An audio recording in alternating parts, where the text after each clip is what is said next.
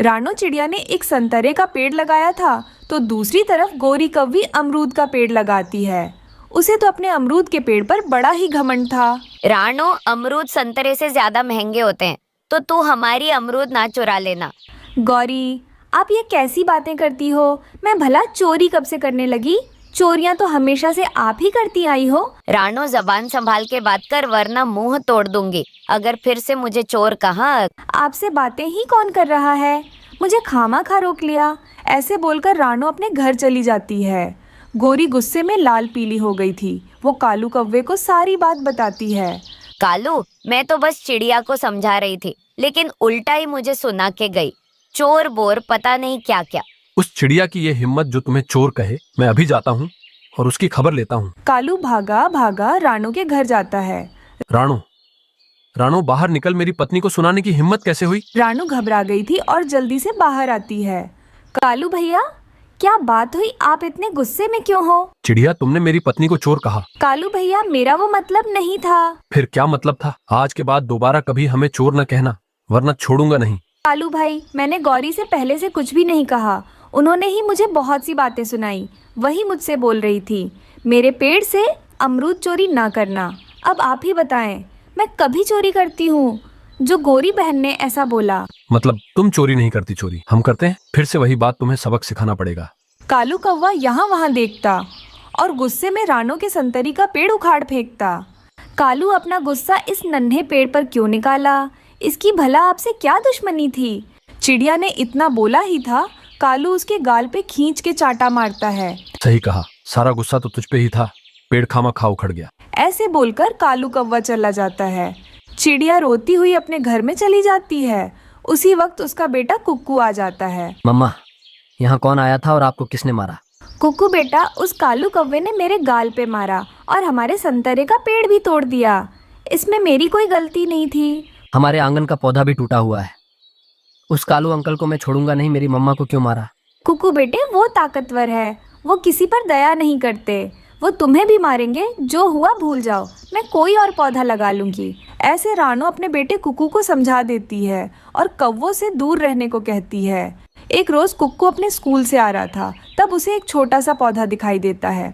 कितना प्यारा पौधा है, इसे तो मैं घर ले जाऊंगा। मम्मा देखकर बहुत खुश होंगी। ऐसे कुक्कू वो पौधा लेकर घर आता है और मम्मा चिड़िया उसे बड़े ध्यान से लगा देती है। मम्मा, क्या ये पौधा भी संतरे का है? नहीं बेटा, लग तो नहीं रहा, पर जो भी हो बहुत प्यारा है। मैं इस पौधे की खूब देखभाल करूंगी। ऐसे दोनों उस अनजान पौधे का खूब ध्यान रखते हैं, समय समय पर पानी देते। एक दिन कौवा उनके पेड़ के पास से गुजर रहा था तो खूब हंसता है। इस पागल चिड़िया ने नींबू का पेड़ क्यों बो दिया? नींबू तो कोई भी नहीं खाता। जाकर गोरी को बताता हूँ। वो भागा भागा अपने घर आता है और अपनी पत्नी गोरी को सारी बात बताता है। गोरी, उस पागल ने न जाने कहां से नींबू का पेड़ बो लिया, पता नहीं। खट्टे खट्टे नींबू किसे खिलाएगी? कालू, इससे अच्छा तो वो संतरे ही थे, मगर हमें क्या, हमारे तो मीठे मीठे अमरूद लगेंगे। ऐसे वो दोनों पति पत्नी चिड़िया का खूब मजाक बनाते और समय बीतता गया। दोनों ने अपने पौधों की खूब देखभाल की थी। कौवों का पेड़ तो मीठे मीठे अमरूद से भर गया था, तो दूसरी तरफ रानो के पेड़ पे तो खट्टे खट्टे नींबू ही लगे थे। मम्मा, ये तो नींबू का पेड़ निकला। मैं कोई नींबू तोड़कर खा भी नहीं सकता। मैंने मीठा फल खाने का कितना इंतजार किया। कुक्कू बेटा, आप उदास ना हो। मैं आपके लिए कोई मीठा फल ढूंढ कर ले आऊंगी। मैं दाना खोजने जा रही हूँ। मम्मा चिड़िया ऐसे बोलकर चली जाती है, लेकिन कुक्कू तो बहुत उदास था। वो गौरी के घर की तरफ जाता है और उसके अमरूद के पेड़ से दूर बैठ जाता है। कालू, मजा ही आ गया। अमरूद तो वाकई में बहुत मीठे हैं, जरा तुम भी खाओ। गोरी एक मोटा सा अमरूद तोड़कर कौवे को देती है। कालू बड़े मजे से खाता है। दूर बैठा कुक्कू खुद को रोक नहीं पाता।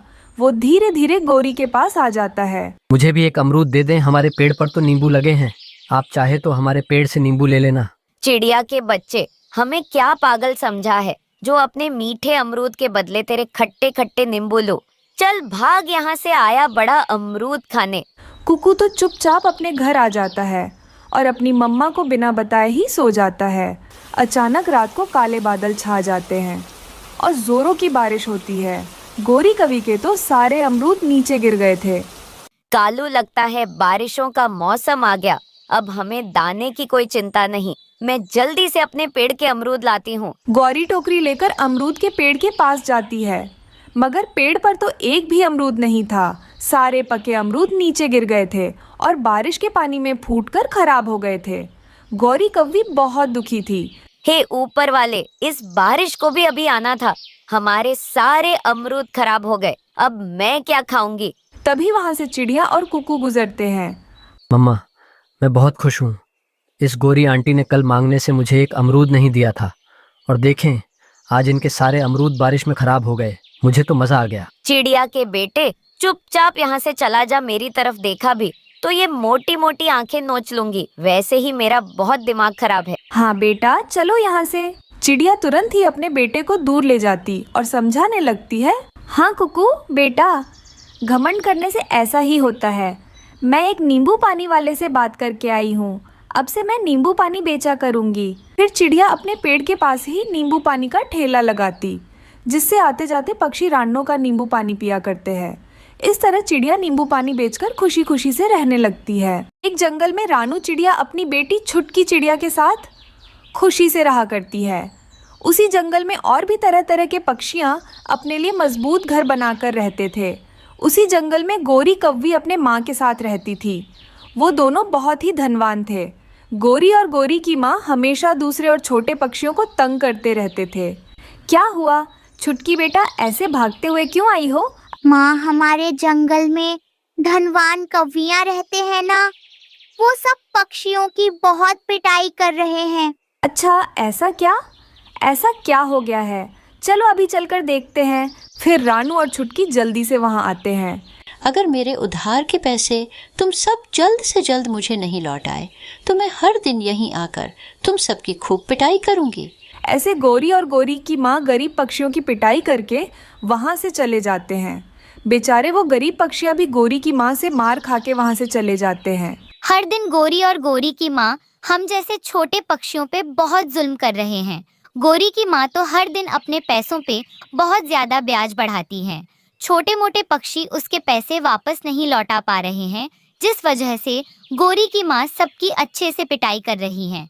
हम सब ने उसके पास पैसे ना लेकर बहुत अच्छा किया, लेकिन हमारे साथी के पक्षियाँ उसके वजह से बहुत जुल्म सह रहे हैं। हम सबको कुछ ना कुछ करना पड़ेगा। ऐसे ही कुछ दिन बीत जाते हैं।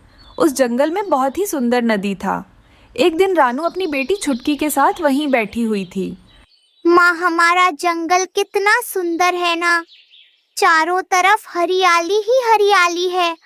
कितना सुंदर जंगल है हमारा। हाँ छुटकी, अगर ये बड़े बड़े पेड़ नहीं रहेंगे तो बारिश की वजह से हम सबको बहुत तकलीफ होती। ऐसे ही कुछ दिन बीत जाते हैं। गोरी बेटी, मुझे एक उपाय आया है। क्या उपाय आया माँ, बताओ। गोरी, नदी के पास कितना बड़ा जमीन है। अगर हम दोनों पेड़ काट देंगे तो वहाँ कुछ व्यापार कर सकेंगे। हाँ माँ, हम ऐसा ही करेंगे। वैसे यह जंगल के पक्षियाँ तो बहुत ही पागल है, उन्हें क्या ही पता चलेगा। अगले दिन गोरी की माँ कुछ कौवों को नदी के पास पेड़ काटने के लिए बुलाती है। जब जंगल के पक्षियों को यह बात का पता चलता है तो वो तुरंत गोरी की माँ के पास आते हैं। माँ जी, आप ऐसा क्यों कर रही हो? हमारे जंगल के बड़े बड़े पेड़ क्यों काट रही हो? यहाँ की जमीन ऐसी ही पड़ी है, मुझे यहाँ व्यापार करना है, इसलिए मैं ये बड़े बड़े पेड़ काट रही हूँ। ऐसा मत कीजिए, इन पेड़ों की वजह से नदी का बांध नहीं टूट रहा है। अगर आप पेड़ों को ही काट दोगी तो नदी का पानी जंगल में आ जाएगा। तुम सबकी बात मैं क्यों मानूं? मुझे जो करना है मैं वही करूँगी। फिर गोरी की माँ वहाँ के पेड़ सब काट देती हैं। सब पक्षी उदास होकर अपने अपने घर चले जाते हैं। अगर बारिश होगी तो कुछ भी हो सकता है, इसीलिए सब पक्षी उस रात बहुत डर रहे थे। क्या हुआ माँ? आप इतने परेशान क्यों लग रही हो? फिर रानू सारी बात छुटकी को बताती है। ऐसे ही कुछ समय बाद जोरों की बारिश और हवा शुरू हो जाती है। सब पक्षी जल्दी से अपने अपने बच्चों के साथ चिड़िया के घर आते हैं। रानू, इस जंगल में तुम्हारा ही घर मजबूत है, इसलिए हम दोनों यहाँ आ गए। बारिश के वजह से नदी का पानी बढ़ने लगता है, जिस वजह से जंगल के पक्षियों के घर पानी में बह रहे थे। चिड़िया का घर भी पानी में बह जाता है। गोरी और उसकी माँ की वजह से ही यह सब हो रहा है। वो तो अपने घर में आराम से बैठी हुई है, हम जैसे गरीब पक्षियाँ ही परेशानी झेल रहे हैं। पक्षियों, हम इन सब का बदला ज़रूर लेंगे। हम चुप नहीं बैठेंगे। जैसे ही बारिश रुक जाएगी हम उनके घर जाकर उनकी खूब पिटाई करेंगे। रात भर वो सब बारिश में भीग रहे थे। सुबह हो जाती है, सुबह होते ही बारिश भी रुक जाती है। सब पक्षियाँ जल्दी से गोरी और उसके माँ के घर जाते हैं। माँ जी, आप कितनी क्रूर हो, आपकी वजह से ही हमारी यह हालत हुई है। अब हम सब आपको नहीं छोड़ेंगे। ऐसा कहकर सब पक्षी गोरी और उसकी माँ की खूब पिटाई करते हैं। फिर सब पक्षी उसी नदी के पास नए पेड़ों के लिए छोटे छोटे पौधे बो देते हैं। फिर सब पक्षियाँ अपने अपने लिए मजबूत घर बना लेते हैं और अपने बच्चों के साथ खुशी खुशी से रहने लगते हैं। तोते भाई, इस जंगल में लगता है नए हो, पहले तो कभी नहीं देखा मैंने आपको। हाँ हाँ, मैं आज ही आया हूँ अपने परिवार के साथ इस जंगल में। बस मुझे जल्द से जल्द अपना घोंसला बनाना है। घोंसला? अरे रे, कालू के होते हुए तुम घोंसले में क्यों रहोगे? मेरे पास अपना घर है, तुम मेरा घर किराए पर ले सकते हो। पर मैं गरीब तोता हूँ, मैं इतने पैसे नहीं दे सकता कि मैं तुम्हारा घर किराए पर ले लूँ। ना जाने सब पक्षी किराए का सुनकर इतना क्यों डरते हैं। तोते, तुम मेरे घर का किराया सुनकर बिल्कुल हैरान रह जाओगे, और हाँ, तुम बहुत ज्यादा खुश भी हो जाओगे। अच्छा, तो फिर मुझे भी बता दो, आखिर कितने हजार है तुम्हारे घर का किराया? तोते, 1000 नहीं बल्कि सिर्फ 100 रुपए है मेरे घर का किराया। क्या सिर्फ 100 रुपये?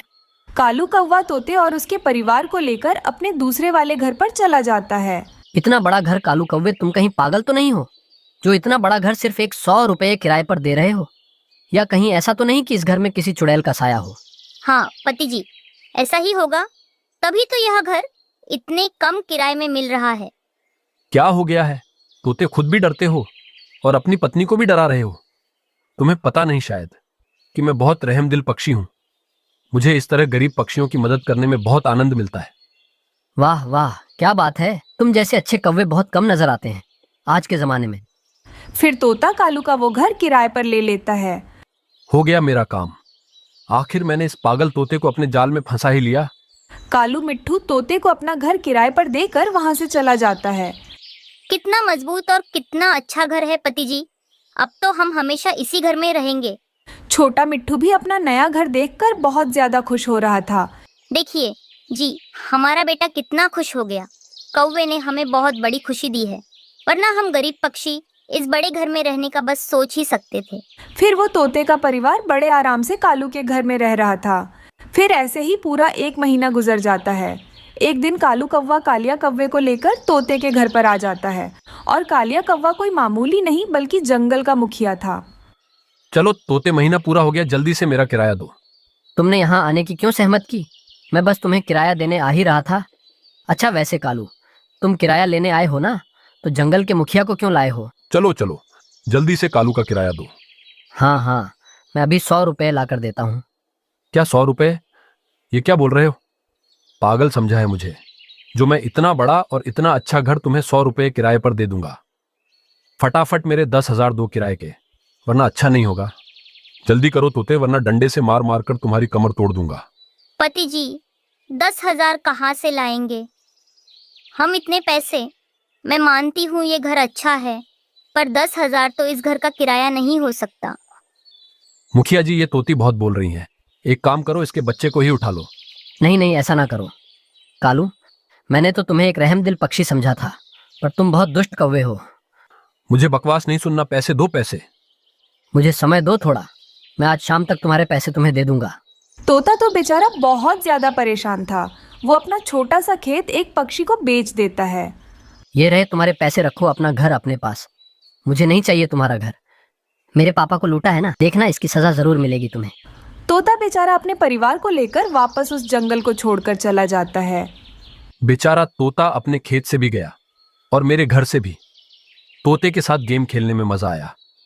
ये लो कालिया, तुम्हारे पैसे। इसी तरह पक्षियों को बेवकूफ बना बनाकर हम बहुत ज्यादा अमीर हो जाएंगे। फिर 1 हफ्ते के बाद रानो चिड़िया अपनी बेटी छुटकी चिड़िया के साथ उस जंगल में आती है। मिल गया मुझे नया शिकार। कालू भागा भागा चिड़िया के पास जाता है। कौवे भैया, क्या इस जंगल में मुझे छोटी सी झोपड़ी किराए पर मिल सकती है? नहीं, मैं तुम्हें झोपड़ी में रहने नहीं दूंगा। चिड़िया बहन, मेरा बड़ा घर किराए पर ले सकती हो। पर कौवे भैया, मेरे हालात अच्छे नहीं, मैं आपका बड़ा घर किराए पर नहीं ले सकती। अरे पहले किराया तो सुन लो। मेरे घर का किराया सिर्फ 100 रुपये है। सिर्फ 100 रुपये? वाह कौवे भैया, आपका बहुत बहुत शुक्रिया। अब तो मैं आपके घर में ज़रूर रहूँगी। फिर क्या था, कालू कौवा रानो चिड़िया को भी बेवकूफ़ बनाकर उसे अपना महंगा घर किराए पर दे देता है। फिर चिड़िया अपनी बेटी छुटकी के साथ बड़े आराम से कालू कौवे के घर में रह रही थी। फिर इसी तरह एक और महीना गुजर जाता है। कालू कौवा हमेशा की तरह कालिया कौवे को लेकर किराया लेने रानो चिड़िया के पास आता है। चलो चलो, जल्दी से 10,000 किराया निकालो मेरा, कोई बहाना नहीं चलेगा। कालू, तुम झूठ क्यों बोल रहे हो? 10,000 नहीं बल्कि सिर्फ 100 रुपये किराया है तुम्हारे घर का। अरे मैं क्या पागल हूँ, मैं अपने घर का छोटा सा हिस्सा भी 100 रुपए किराए पर कभी नहीं दूंगा। चलो जल्दी करो चिड़िया, पैसे निकालो वरना तुम्हारी बेटी को ले जाएंगे। बस अपनी ये धमकियां अपने पास रखो कालिया चोर। अरे इसे कैसे पता चला कि मैं कोई मुखिया नहीं बल्कि एक चोर हूँ? तुम जानते हो मुझे कि मैं कौन हूँ? मैं असली मुखिया जी की दोस्त हूँ। मुखिया जी आ जाओ। फिर वो चील मुखिया वहाँ आता है और उन दोनों की अच्छे से पिटाई करता है। फिर वो दोनों चोर कौवे हमेशा के लिए जंगल छोड़कर भाग जाते हैं।